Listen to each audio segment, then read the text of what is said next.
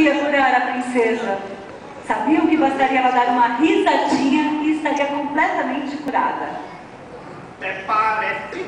O rei havia decretado naquele mesmo dia que quem quer que fosse que fizesse a princesa sorrir, não só levaria metade do reino, mas a mão da princesa de lambuja. O jovem pastor mal pôde esperar o dia amanhecer. E na manhã seguinte, bem cedo...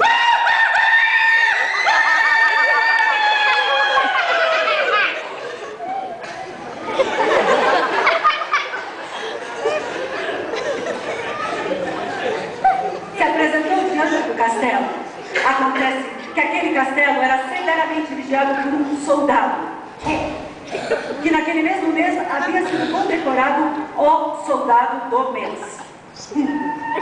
O soldado do mês, ao ver aquele estranho grupo, tentou impedi-los de entrar no castelo.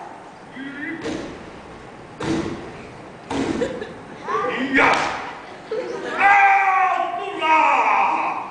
Onde vocês pensam que vão pisando com esses pés imundos aqui no castelo? Eu sou soldado do mês, meu Deus do céu!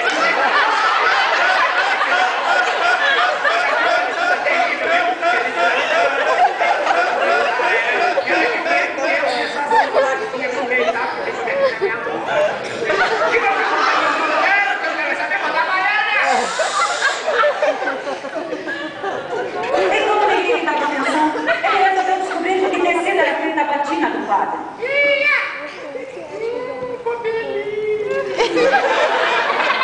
E qual não foi a sua surpresa quando sua mão ficou firmemente grudada na batina do padre?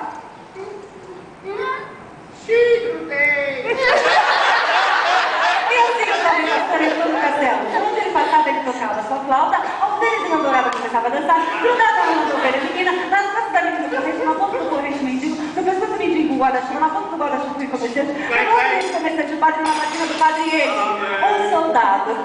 Ai,